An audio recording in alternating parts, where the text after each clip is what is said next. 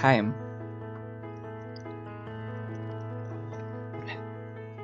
to play more of the Gay Fox game. Because I finally got into the, one of the character routes. Already? Okay, let me grab my keys. Alright, this is the beginning of Chapter 4 in Aspen's route. My paws carry me across wet leaves and mud. Fog has crept into the forest as stealthily as me. Glimpses of the sky are rare between the trees and the mist. The wild mountains and hills are hidden as well, out of sight but not mind. I run, filled by a sense of purpose. It lightens my steps and pulls me in the right direction. I'm going to see someone I care about very much and who cares about me.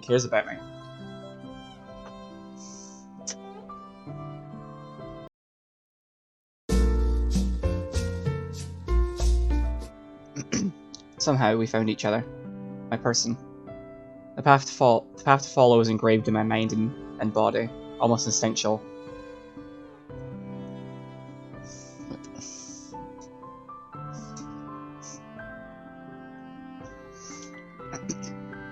A warm smile, a gentle touch, a kind word. These are the things that draw me forward. I slow down as I get closer to my destination, to a silhouette waiting for me. It's impossibly bright as I approach, my heart pounding in anticipation. Like the sun has descended to greet my person too. It matches the feeling in my chest, warming my soul and fur. So bright that when my person turns around, swooping low to greet me, light is all that I can see. But I don't need to see, only hear. That voice I could never forget. Little fox, Where is your home? I awaken with a yawn, head on my pillow as a dream fades away. But a long time since I dreamt about the forest. It used to happen a lot, especially when travels first took me out of Korea, but over time they stopped. The dreams are always the same. I'm somewhere in the forest, running to the clearing to meet Jonghyun. There, they'd greet me in the same familiar way. Something was different about it this time, though. Of course, the first thing on my mind after my dream is Aspen. I have a feeling that's how most of my mornings are going to start from now on. My lips tingle as I recall our kiss yesterday. My first kiss ever. The first of many I promised Aspen. Although the stressful part was over, the rest of the day was equally exhausting. By the time we got back to Aspen's bus to get our stuff, the replacement bus already showed up and took us back to the city. From there, we dropped off Aspen's things at her apartment before going back to the library to give Juliet the good news. My legs felt like they were going to fall off, and both Aspen and I agreed to get some rest. Even the anticipation of seeing her today couldn't keep me up, and I feel well rested and excited. But as I roll onto my back and I start to notice something weird. It's like an itch, but in my mind, something irritating and out of reach and out of me. It takes me a moment, but I realize that it's my bead. I know it's the same way.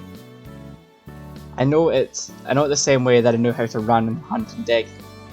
Tugging the bulb around my neck is an obvious change.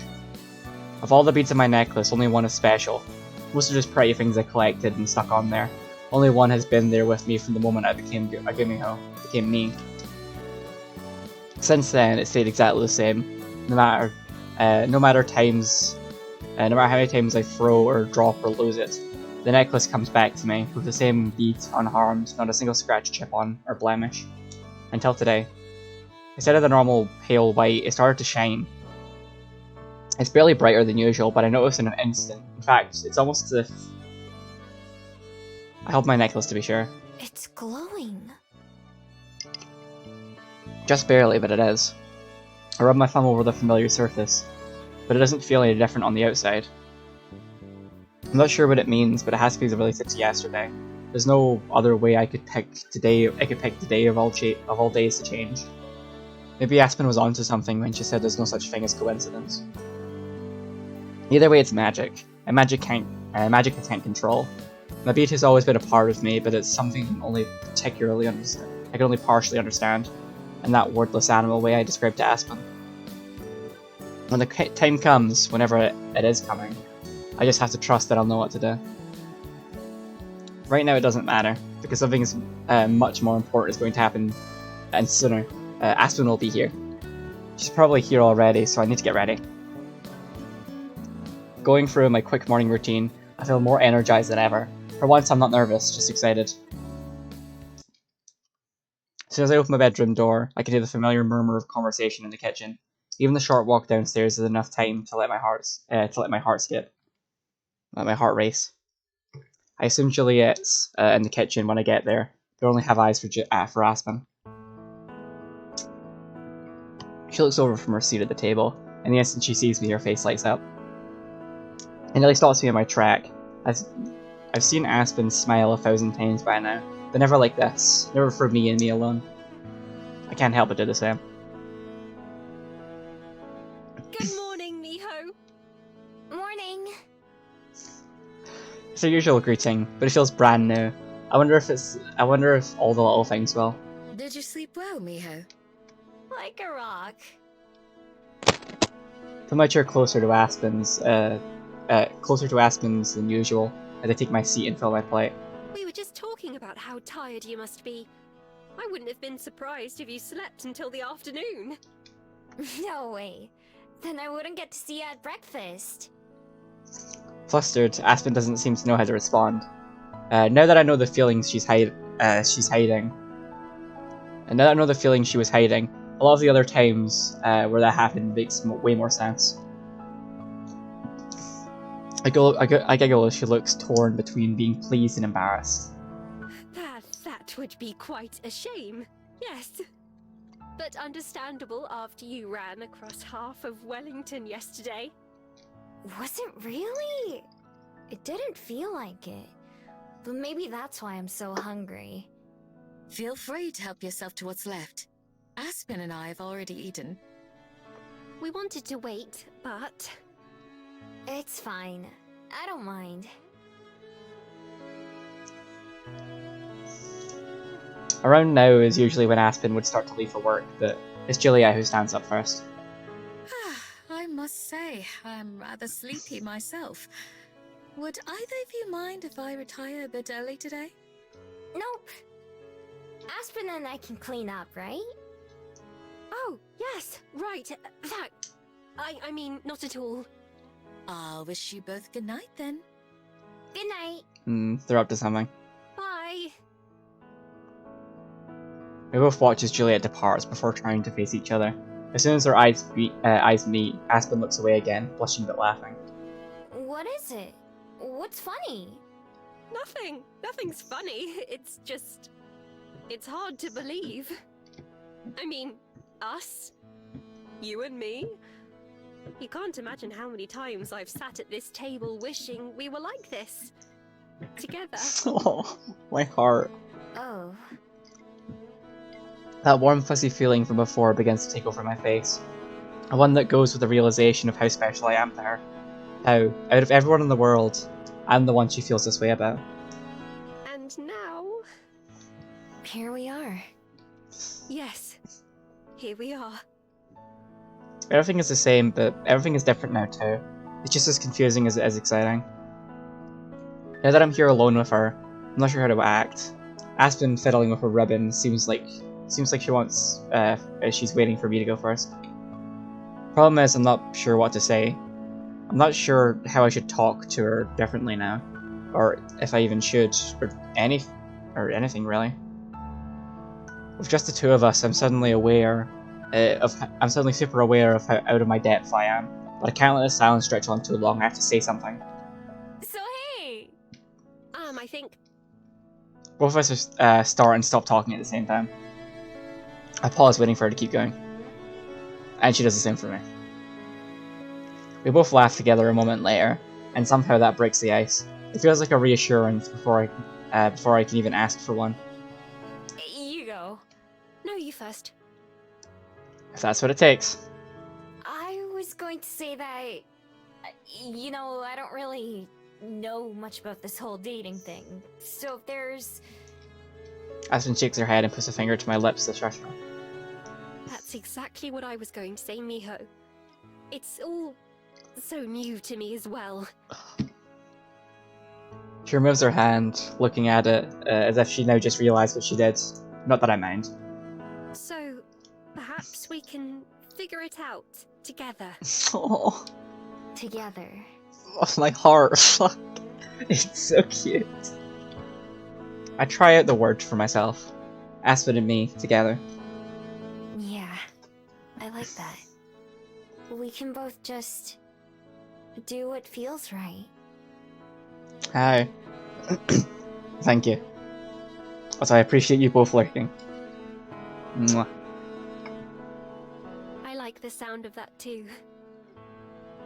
Aspen's sleeves rustle as she takes my hand, her fingers gently intertwining with mine. It's cool to the touch. That feels right. Her soft actions make me feel braver. So does this. I lean forward and kiss her, just for a moment, because a moment may as well be an hour. I'm not sure it'd ever be enough. I'd say we're off to a good start. Me too. God, my heart. Just being near each other already feels more meaningful and exciting. Since this is just the beginning, I can't wait to see where things go from here. Of course, I'll have to wait a little bit longer. With a free hand, Aspen checks her phone, and I see her frown in response. Time to go? Unfortunately, She stands up and I stand with her, still linked by our hands. It feels almost unfair that daily life, false obligations, still matters right now. Aspen hasn't even left yet, but I'm already waiting for her to come back. I wish I could stay here with you longer though. Me too. Maybe I'll just come buy a bunch of drinks at the Bell House, so I can talk to you at the counter. Perfect. I can tell my boss I was just engaging with the customers, like she wants us to. Both of us laugh again, and Aspen steps forward to lay her hand on my shoulder. I lean my head against hers, surprised by how soft her hair is against my cheek. I really will be thinking of you all day. Same. I couldn't think about anything else, even if I wanted to. Normally I'd think twice about saying something so embarrassing, but it actually feels pretty good. We walk together to the front door, taking as long as possible. See you soon. Not soon enough. Aww. I stand in the doorway as Aspen slowly walks backwards, holding onto my hand until the very end. She looks back. She's looking into my eyes. I love you, Miho. The tips of her fingers linger against mine, and when they touch, it feels electric. I think of the sproutling that Juliet used to describe love, and the way it grows. Maybe that word means different things to Aspen and me right now, but I know without a doubt that I want to learn all of them. I want to take a chance with her. I want to try. I love you too. And I mean it.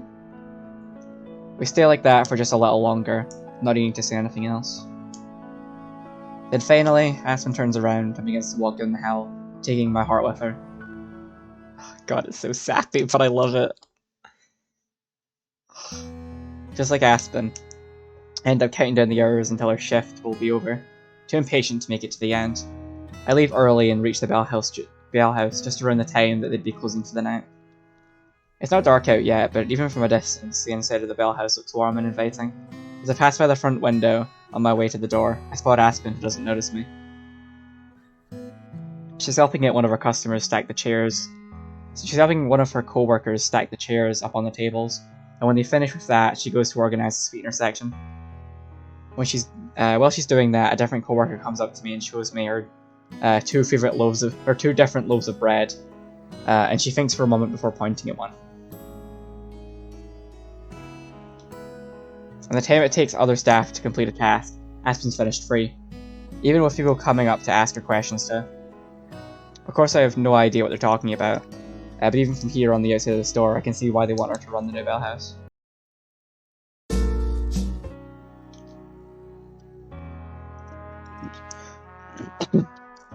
Leaning against the wall of the cafe, I wait. Most of Aspen's co-workers leave before she does, and it's several minutes before she finally walks out the door at a brisk pace, going right past me. Aspen! Spinning around, she quickly goes from surprise to smiling. Miho! I was just thinking about you. Although that's been true all day. Aww. I got tired of waiting for you at the library, so I decided to come down here so I could see you even sooner. That earns me a hug and a kiss on the cheek. I love you. Have I mentioned that? Once or twice, but I don't think I'll get tired of hearing it. Good, because I don't get tired of saying it. They're so sweet. God damn it. Well, I mean, if the last game left me desperate for cute lesbian content, here we fucking go. These two are so sickly sweet. Aspen links her arm with mine, slumping against my shoulder. Normally when someone gets so close to me, or touches me, my first instinct is to jump away, but not with Aspen. It's only the first day, but I've surprised myself with just how much I enjoy being Aspen's girlfriend. If she hadn't told me her feelings, I probably never would have realized my own. Once I opened myself up to the idea, I realized that almost all of my favorite memories are with Aspen. When I'm with her, I just have fun. Being around her cheers me up, even if I was in a good mood to begin with. I wonder if it's the same for her. I hope so, since just being myself has always seemed to make her laugh and smile. I never would have imagined that I'd be able to do that to someone, that they could feel that way about me, or that I could feel it, or I could feel it too. I've never been so glad to be wrong. So, what do you want to do now? Well, I need to go home to change and take care of the cats. Would you like to come over? I can make us dinner later too, if you haven't eaten yet. Sure! Even if I had, I'd make room for that. It's settled then, shall we? Arm in arm, Aspen proudly leads the way to her apartment.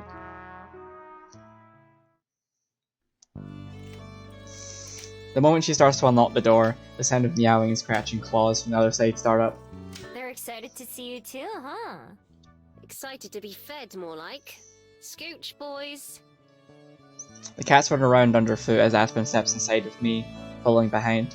As soon as they notice me, the meowing stops and they both scurry away.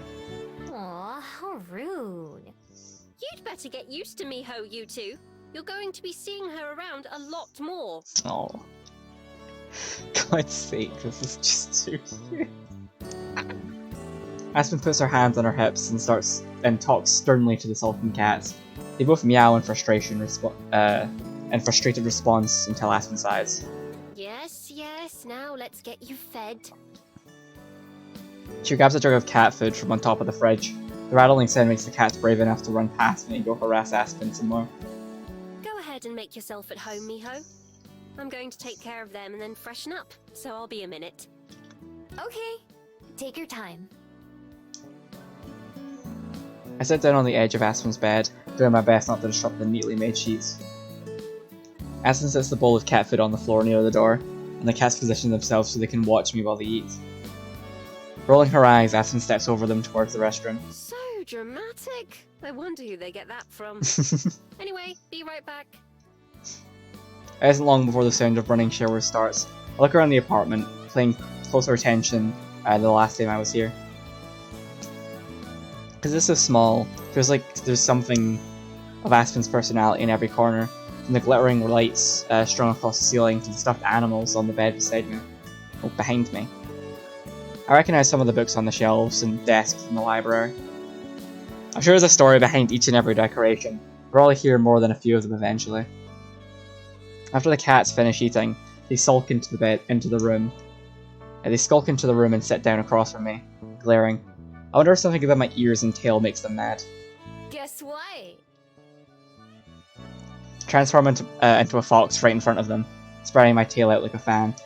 I don't growl or anything, but I lock eyes with each cat in turn.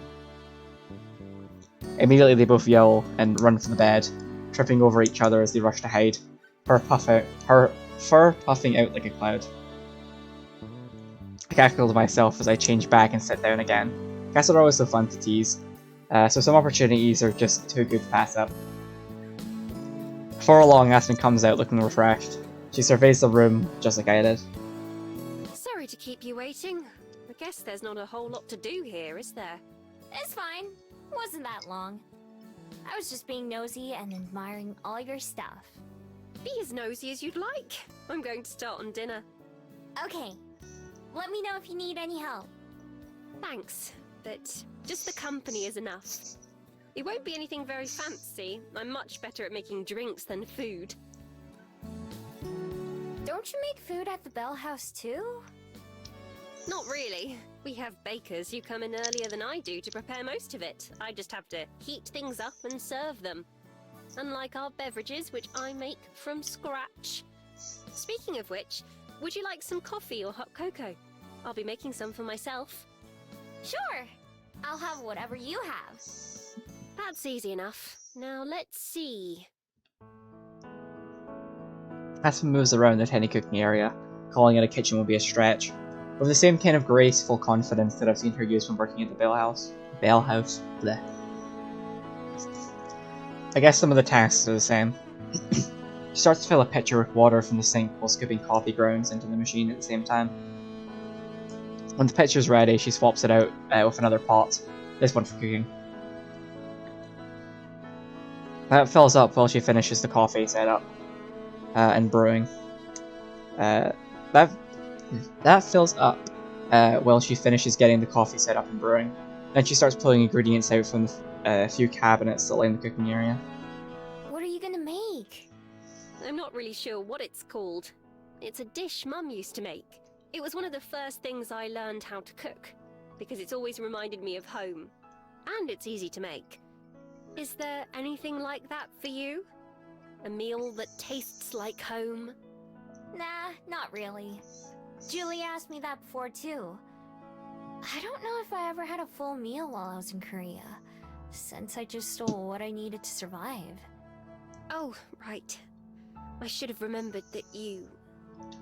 Aspen bites her lip, looking unsure how to phrase whatever she's going to say. Lived like that? It's fine. I don't mind talking about it. Especially not with you.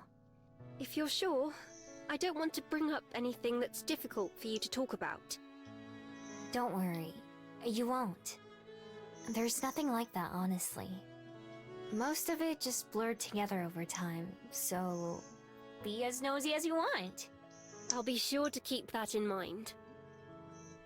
The pile of ingredients Aspen stacks up has pasta, a bit of cans of vegetables, and a few different cans. Would you mind giving me a hand, actually? Do you think you could chop up these vegetables for me? Sure! Just show me how. Aspen demonstrates how to hold the knife and then, covering my hand with hers, guides me through the motions of cutting veggies. Don't worry too much about making them all the same size. Close enough is fine. That's good. Because I think same size might be impossible. By the time it takes me to chop up the zucchini and onions, Aspen takes care of everything else. Are these ready? As they'll ever be. Yes, I'm totally winning. The lesbians are together and incredibly cute. And we have just under 2 whole chapters of them being together, so looking forward to it. I pass the cutting board to Aspen, being careful not to spill. In the end, most of the chunks didn't even turn out the same shape, much less size, but Aspen tosses them into the hot pot and into the hot pan anyway. And before long, a delicious aroma fills the room. That smells amazing. Hopefully it'll taste good too. I don't have any doubts myself, but I don't think Aspen will be satisfied when the dish is done, since she seems focused on watching the sautéing vegetables and boiling pasta. I don't talk, so I don't distract her. A few minutes later, Aspen combines everything into one pan, mixing it all together with a wooden spoon. She presses out a couple spoonfuls onto a pair of plastic plates and hands me one, along with a fork. Well, bon appetit. I wish there was a table we could sit at. I usually just eat at my desk. You can have that spot, and I'll take the bed. That's fine. I can sit on the floor. The floor? Yeah, it's where I watch TV in my room too. I'll join you then. Aww.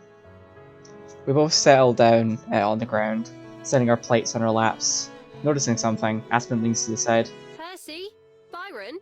What are you two doing back there? I lean over to peek under the bed too. 4 angry green eyes stare at me from the furthest, darkest corner. Feigning innocence, I sit back up. Huh. Wonder what guess they're just not used to having company. It's been a long time since they've met anyone aside from you and Juliet. That must be it.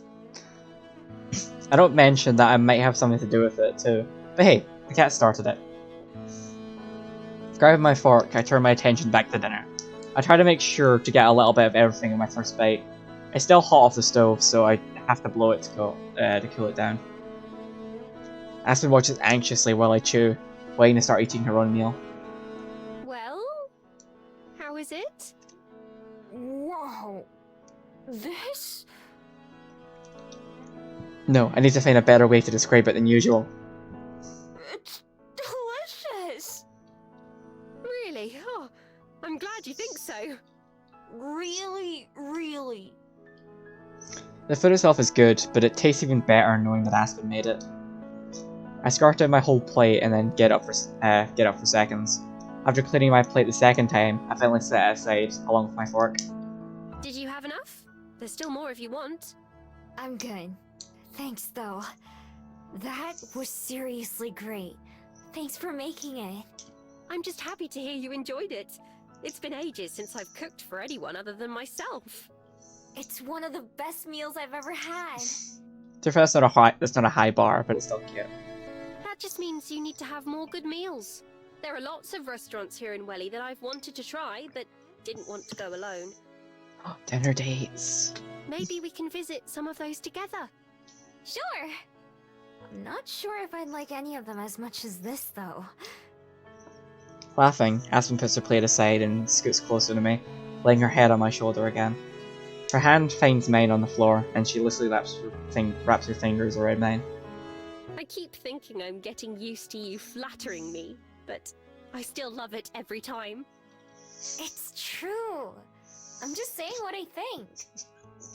Oh my heart. God's sake, it's so cute. I know. That's one of the things I love about you. One of many, many things. I've never felt anything but ordinary, as much as I'd like to, and as much as I'd like to pretend I wasn't. But you really do make me feel otherwise. I'm so happy I met you, Miho.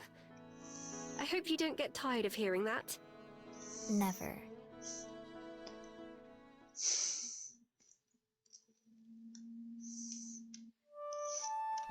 Even though things have changed so much, the morning routines is more or less the same. The three of us chit-chat about our lives and mundane things until we finish eating.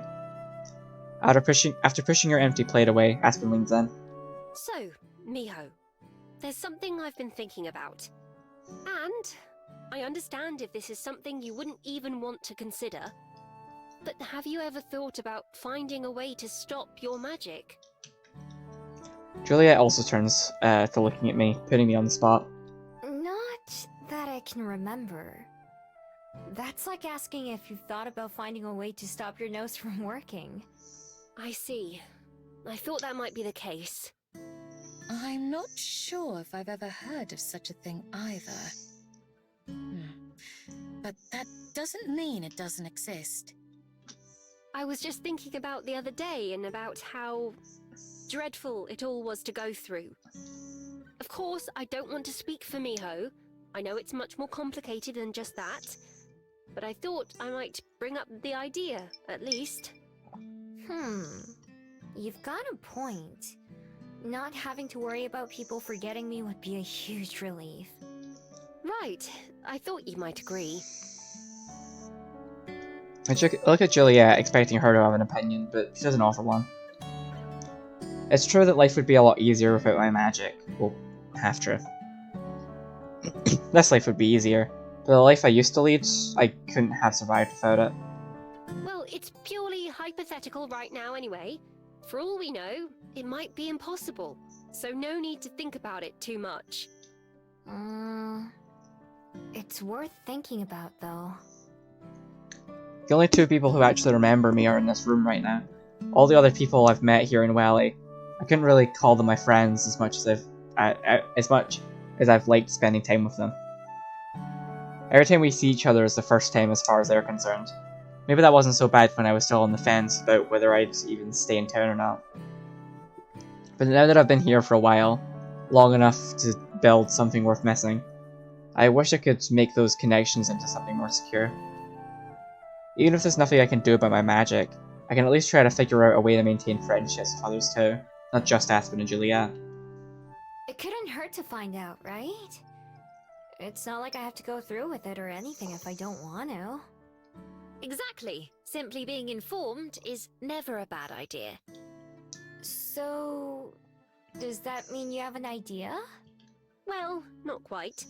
But I'd be happy to start doing some research on the topic. If we're going to find anything, it's likely to be in a book. And if there's one thing I'm good at, it's reading. Good luck with that. Let me know what I can do to help. I'd be glad to lend a hand as well. Perhaps I could find someone who'd be knowledgeable about Gumiho. There is the other one, but I don't think she'd be very interested in giving any help. Myth and folklore are often at odds with reality, so it can be difficult to discern what's true and what isn't. Someone who'd know about Gumiho, huh? One person comes to mind, but I'm not sure how willing she'd be to help. I still haven't mentioned the other Gumi who I met to Aspen and Juliet in my head. In my head, I've started calling her Silver. It just feels wrong somehow. Someone had told other people when I was around. If someone had told other people while I was around, I would have been furious with them. It would have made hiding and stealing a whole lot harder too. So as a fellow Gumiho, I kept Silver's existence a secret from everyone so far. For all I know, there could be more than just Silver. There could be a whole community of Gumiho here in Wellington, and I'd have no idea. I don't think that's the case though. Besides, Silver seems unhappy enough with one intruder in her territory as it is. Maybe that's something else I can ask her. I don't know when or where, but somehow I know I haven't seen the last of her. Also, my predictions right now. I'm making my predictions to the end of the story.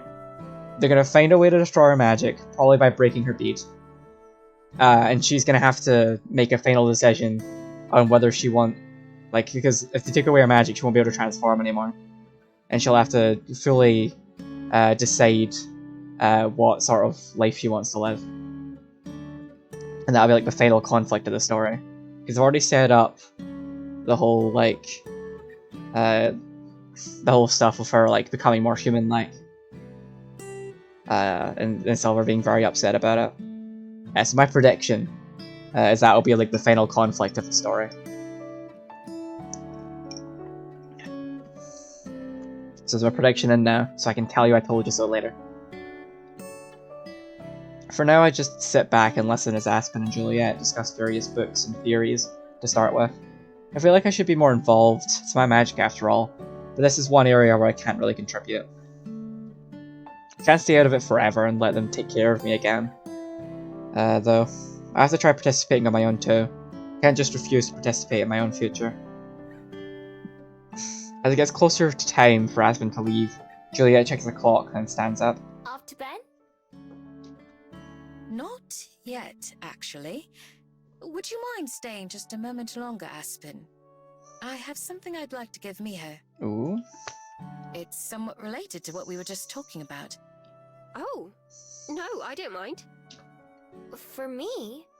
What is it? You'll see. I'll be right back. Ooh. Disappearing upstairs, I heard Juliet enter her study for a moment, before returning with a small, nicely wrapped box. There's no particular occasion, but still, I felt like wrapping it. Chad move. Juliet hands me the package, which I take carefully. It's not heavy, but it's not light either. I turn it over and over, examining. I've never had a gift before. Clearing her throat, Aspen seems a bit impatient. Don't just keep us in suspense. Okay. I tear off the paper that Juliet so beautifully wrapped the packaging in, revealing... Oh. Wow. It's a phone, one that I recognize. It's the same as Aspen's. Aww. What a coincidence, right? I consulted Aspen to make sure I got the same one. I thought it would be best if she can help show you how to use it. I'm a little behind the times on things like devices. God, this game's adorable. As gently as I can, I open the box and take out the phone itself. It's sleek and shiny and cold to the touch. I hold it in I hold it in both hands to make sure I don't drop it. Thank you. Really. This is the nicest thing I've ever owned. Think nothing of it. As you have more loved ones and responsibilities, it's important that you be able to stay in touch. In fact, that was what gave me the idea in the first place. Like Aspen, I'd also been thinking about your magic and the ways that it might work. So I wonder, would seeing someone in a video call serve to refresh someone's memory of you? Or is it necessary to see each other in person? Good question, Angela. That's a good question. I don't know. I can't believe I never thought to ask that before. Neither Aspen nor I would want to gamble our memories of Miho, in case it turns out not to work. So we need to find someone else to participate in our little experiment. Get Lena to do it. I'm sure she'd be happy to. With that in mind, I'm not sure who to ask. It's a harmless trial, but still a bit much to ask of a total stranger. Ask Lena. Someone willing to try something weird without hesitation? I'll text Lena. Yeah! While Aspen does that, I stare at the device in my hand. Could something so small really solve so many of my problems? It wouldn't be a perfect solution, but it would be a lot better than nothing if this works. Even if not, I won't let that change. My earlier decision to find some way to be remembered by people I've met, just like researching my magic. I can't leave everything to someone else or hope for an easy way out. Alright, Lena says she's willing to give it a go. I told her I'd explain more when I saw her. Usually you'd think those would happen in the other order, but this is Lena we're talking about.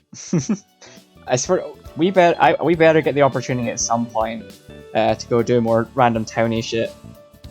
So I gotta see Lena get with her man now. I'm invested. Miho, would you like to come down to the Bell House to see her with me now? Sure. As long as Juliet doesn't mind me leaving the library. By all means, I'm eager to see if this works as well. So it's settled then. Shall we be off, Miho? Let's go. Lena's waiting for us outside the Bell House when we arrive. Morning, boss! Hey, Lena. So, you're the person with the weird memory thing, right? Yep, that's me. I've already introduced myself to Lena more times than I can count. Still, what's one more? This will be great to start my new goal of making sure the other people I've gotten to know don't keep forgetting me. I'm Miho. We've met before, actually. At tennis and at the Bell House and a few other times, too. Ah, okay. Makes sense to me. So how do we do this? Really? That's it? I love her. What you mean? I would have thought you'd take more convincing than that. I guess I'm not surprised, but... Nah, it lines up. I remember doing all those things that Miho mentioned, but I couldn't think of who I was with. Now I can stop trying to remember that and devote that brain power to something else. Yes, well, I'm sure you'll need it. So, let's see. I just need to get Miho's number, right? And then video call her tonight? Right. Any time should be fine as long as it's before this time tomorrow. Miho can come with me again in the morning, and we'll see if you know who she is. You got it! I'll try extra hard to remember her. I'm not sure it works like that, unfortunately. I wish it were that simple. Maybe it is, and you just didn't try hard enough. Placing a finger on either temple, Lena closes her eyes and hums deeply. Does that help? Shh, don't interrupt. Lena hums for a little longer and then opens her eyes with a wink and a thumbs up. Okay, got it. Of course it helps. It's my secret technique. Whoa! If it works, then maybe you can teach Aspen too. I think I'm alright, actually. But what if it's really useful? That's a very big if. Ugh, whatever. You'll see tomorrow when I remember all of this. Anyway, Miho, what's your number? It's, I pull out the phone Juliet gave me, inspecting it closely. I'm not sure where it is. Shouldn't it be written somewhere? I look around the edges, trying to find anything that seems fitting. Let's do this instead. Miho, may I see your phone? I hand the device to Aspen, who swipes one finger up and begins quickly tapping through the screens. Whoa, you're a pro at this. Juliet's a lot slower whenever she uses hers. I'm not sure that Juliet's the right standard. She still prefers a landline when she can. Boomer. Okay, here. I saved Lena's number for you, Miho. Now you can call her, so she can save your number. Right. Okay, let's see. Taking my phone back, I try to remember how to do that. Then it comes and watches me from behind Aspen. New phone? Moving away, Aspen brushes imaginary dirt off her shoulder. You're in my bubble. That's the same kind Aspen has, right? Yup! This is the first phone I've owned. Wow, really? So then how do you check Triller or Space Face? What are those? Stumbling backwards, Lena seems like she's got, at a loss for words. Which may be a first for her. I guess she does have something in common with Aspen. I swear to please do not introduce Miho to fucking Twitter or something. That this baby should not know what the internet is. Wow, you really do have a lot of catching up to do. I'll help you get set up when I call you. It's like, you can't not have a Triller, even though it's terrible, I hate it, but you have to have it. Space Phase, I don't know about. Everyone you... Please, for the love of God, don't let Miho get a 20. Okay, I think that's enough, Lena. Oh, you never let me finish talking! You never would finish talking if I didn't stop you. That's not true! For a second, Lena seems pretty serious, but then she thinks about it for a second. Well, maybe a little, but just a little. Anyway, it's fine. I'll tell Miho when I talk to her tonight. See you guys later! I'm going to be in there with you in like 2 minutes. That's later, isn't it? She's got a point. Lena flaps her wings proudly as she walks into the bell house. You let her win, huh? Aspen sighs. Sometimes it's better to just let her go. But I'm glad she said she'd help out. She's a mess, but she sticks to her word at least. You two seem pretty close. Do we? We started working here at the same time, so we spent a lot of time together. You've spent more time with her outside the Bell House than I have, though. She can be a lot, but she comes through when it matters.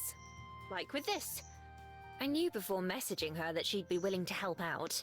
It's just how she is. Don't you dare tell her I said that, though. Aww. Stepping towards the bell house door, Aspen turns to say goodbye to me. Well, it's my least favorite time of the day. Time to say goodbye. It's not too late to ditch work and hang out with me instead. Believe me, it sounds more and more tempting each day.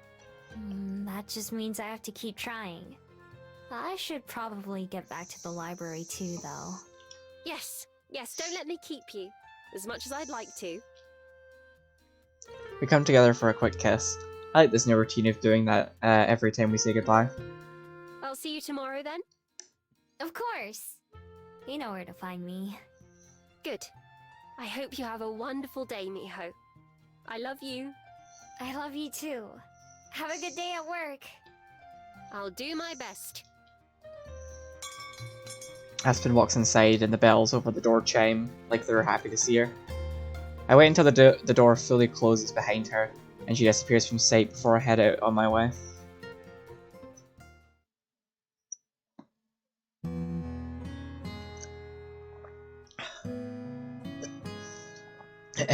It's almost bedtime when my phone finally buzzes, startling me and almost making me drop my phone on my face. Lena's name pops up and I tap what I hope is the right button. Hello? Miho? Can you hear me? It's Lena. Her face fills the screen, making it pretty easy to see who it is. I wiggle the phone around, trying to make it point at my face. Problem is, it's reversed, so I keep confusing myself. How does Aspen use this thing so much? Hi! I see you! Can you see me? Yep. Hi. She waves at the camera with her free hand. I have to sit up to do the same thing. Thanks for calling. This is gonna be a big help. No, yeah, no problem. Sorry I've forgotten you so many times. I know I'd be totally upset if people couldn't remember who I was. I think it's very hard to forget, Lena. It's like, hello? How can you forget me? It's alright. I'm pretty used to it by now. Yeah, but still, it's gotta suck. I've got an idea, though. I'll just call you like this every night, and that way I won't forget you, right? If this works out, I mean. Yeah. If it works. I'm sure it will. I really hope it does. Still, every night? Even if the phone makes it a lot easier, it's a lot of phone calls to make. Forever. Funny how that word keeps getting in my way. Yeah, it's no big deal, though. I mean, I'm always on my phone before I go to bed anyway, so I can just make calling you part of my routine, like brushing my teeth and stretching. Ever since I quit ballet, I have more free time, so I can fit it in. That way I won't forget to do it. That would be kind of funny if I did, though. Not like funny, but funny like ironic. I think that's how you use that word. Aspen always tells me I'm wrong, though. Actually, speaking of Aspen... Lena goes on to tell me a story about work today, which turns into a story from work the day before. She goes on like that for a while. Oh yeah, Mira's not gonna stop her. I try to smile and laugh when it seems appropriate, but my arms are starting to get sore from holding my phone like this. Finally, she runs out of steam and yawns, stretching into sleepy mode in seconds. Anyway, I just thought that was funny. I'm gonna go to bed now. I'm super tired. You're coming to the Bell House in the morning, right? Yup. I'll be there with Aspen. Okay, see you soon then. I hope. Well, I'll see you either way. But I hope I remember you. Sorry if I don't. That's fine. Thanks for trying. Good night. Try to figure out how to hang up. My finger hovers over the screen like I'm trying to squash a bug. Fortunately, Alina does it first, and that ends the call for both of us. I lie back down in bed with my phone in my hand. It isn't very heavy, but it's definitely a big deal. If this works out with Lena tomorrow, it could change everything for me, again. I'm not sure if Lena really thought about what she was getting into when she said she'd call me every day. Same goes for Aspen and Juliet, of course. I'm not sure all of them mean it when they promise, but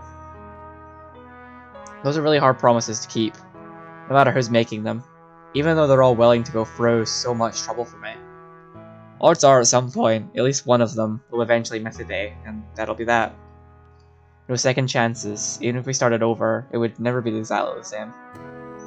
My other hand, the one that isn't holding the phone, I reach up and grab my necklace, feeling the warmth of my bead.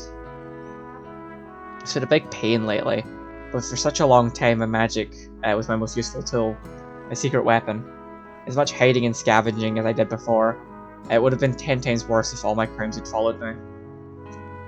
Are those days really past me now, permanently? Aspen's idea about stopping my magic is interesting, but I can't get it out of my head. Being able to be remembered by everyone I care about is the #1 thing I could ask for right now. But will it always be that way? Say there's a way that I could change things and make it so people didn't forget me. What if it isn't possible for me to change my mind later? Sure, it sounds nice in the moment, but forever is a long time. I keep being reminded of that. I tuck my necklace so that I can see the bead. It still has a soft white glow to it. I wish I knew what it meant. I wish I knew what any of this meant or how it worked. I wish I didn't have to deal with all these questions and problems. Of all the forms my magic could take, it had to be this confusing one. Gripping my bead in my fist, I yank my necklace off my neck and hurl it away from me. It clatters and rattles as it hits the wall and then the floor, lying like a snake in the darkness. Closing my eyes, I silently count in my head. 1, 2, There's no flicker or pop as my necklace appears around my throat, as if it never left. My bead hasn't changed at all, not that I expected it to. Sighing, I roll over onto my side. Not tired enough to sleep, but not feeling like doing much else either. This necklace has felt like a lot of things before. A comfort, a memento, a guide. It's been my one constant since the beginning. Right now, heavy against my pillow, it feels like an anchor.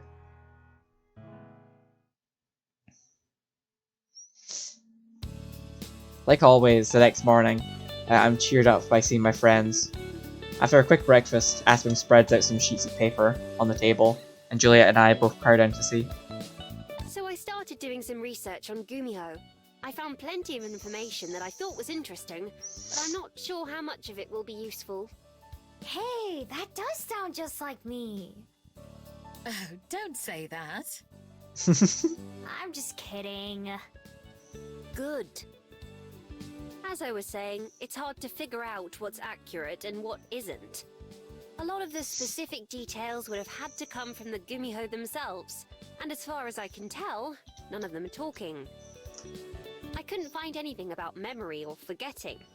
Maybe it's self-explanatory, why not? Beyond that, most of what seemed accurate were things that we already knew, like being able to change into a fox. Have you had any luck, Juliet? I'm afraid not. I checked what books I could think of, and none of them yielded any more than you said. We're probably gonna have to ask Silver. I'm not aware of anyone else around who might be helpful either, unfortunately. Of course, it's only been a couple of days so far. I'll keep looking. We're bound to learn something eventually. I'll keep looking too.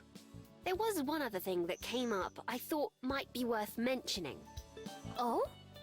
I read a lot about Gumiho carrying a special bead that has something to do with their magic.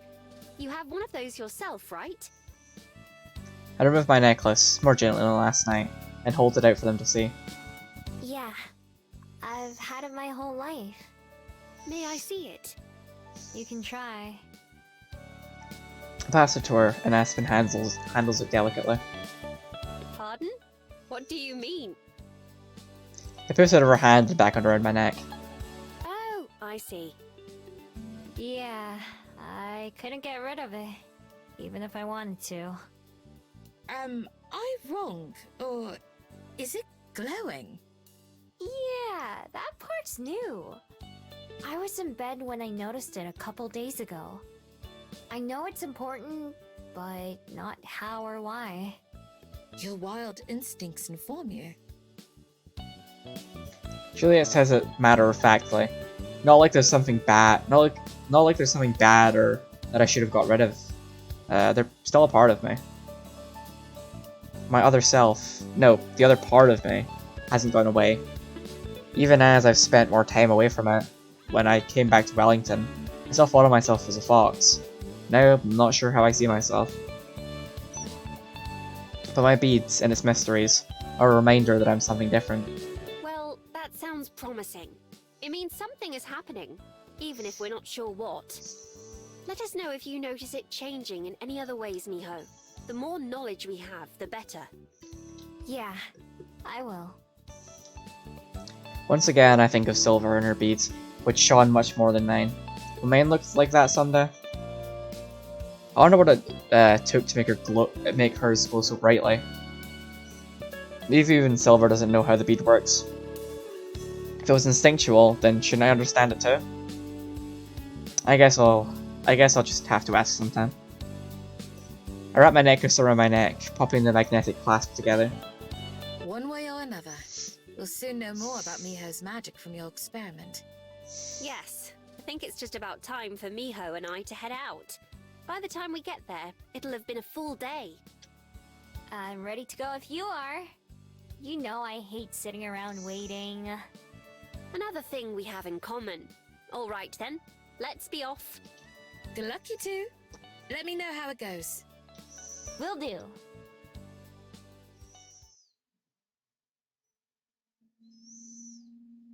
This time when we get to the Bell House, Lena isn't waiting outside. There's always a chance she just forgot in the regular way. I should have texted her first. Guess we'll find out. What feels like the thousandth time in the last few weeks, I'm shaking with nervous energy. At least there's not any risk here. In the worst case scenario, nothing changes. I take the lead and open the door for Aspen, then follow her in. Lena's behind the counter. Hey, boss! She looks at me. Who's your friend? Fuck. I gotta hide the disappointment from my face. Well, it's worth a shot. It's too bad at least. It's too bad, but at least I was prepared. Miho, I'm... I'm just messing with you.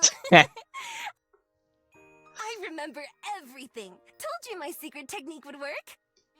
I'll call you again tonight. Aww. Aspen leans against me in relief. Collapses might be a better way to put it. I can tell she's thinking the same thing I am. Dealing with events like her trip home just got a lot easier to deal with. God, Lena, you nearly gave me a heart attack. But I'm so glad to hear it that I don't even care. Me too. A huge weight feels like it's been lifted off my shoulders. Not all of my problems are solved, but at least some of them are. Still at my side, Aspen holds my hand, and Luna's eyes bug out in shock. Wait, are you two? Oh yeah, shit, they never brought that up, did they? After giving me a quick kiss on the cheek, Aspen nods. Why, yes, we are. Aww. Aspen looks like she's seen a ghost. Oh, no way! You seriously started dating someone before I did? I thought I had that one in the bag! Listen, I'm still rooting for Lena to get her man. Those two are adorable and they deserve to be together. Like usual, I wasn't aware we were competing, but I certainly did win in this case. Well, I guess just this once it's fine, since you two are pretty cute together. But I'll win next time! And what exactly is next time? Not sure yet, but I'll figure that out soon. I guess I'll leave you two lovebirds alone for a bit. Talk to you tonight, Miho. Bye. Putting her headphones in, Lena disappears into the back of the cafe, leaving the lobby to Aspen and me. I do only have a bit, unfortunately. Probably better that no customers walk in like this. But I'm really, really glad this worked. Me too. Now we don't have to worry anymore. Not nearly as much, at least. I'll be busy this evening, but I'll call you later, and I'll see you tomorrow, okay? Okay. I should go tell Juliet that our idea worked too. I'm sure she'll be overjoyed as well. Have a good day at work, and I'll try to message you if I can, alright? Yeah. I'll try to figure out how to send a response. Don't worry, I'm sure you'll have lots of practice. Talk to you again soon. But not soon enough. Bye. We give each other a quick hug, and then head back to the library to deliver the good news. Like we expected, Juliet is also relieved. She gives me a quick lesson on how to send messages, although she's almost as slow as I am. I spend most of my shift working, texting Aspen when I can, and looking forward to tomorrow. Ooh. Okay, we finally get to interact with the townspeople again. Let's fucking go. But I shall end tonight's stream here. I was gonna play games with a friend. Save over Aspen route save. Boom. I don't know if I'll stream tomorrow. Obviously, I'm not gonna obviously, I'm not gonna stream Sunday because it's Christmas, and I'll be busy. So I might stream tomorrow. Actually, wait, no, Sunday isn't Christmas. No, it is. Today's. Again, I'm surprised. I'm confused because it just turned midnight. Okay, so technically tomorrow's the 24th. Okay. Might stream tomorrow, maybe Christmas Eve. I wouldn't hold my breath on that one. Definitely not Christmas. Maybe the day after. Yeah, I'll try to do a stream after Christmas on Monday to make up for my horrible absence. I'm sure you'll all miss me. But until then, bye.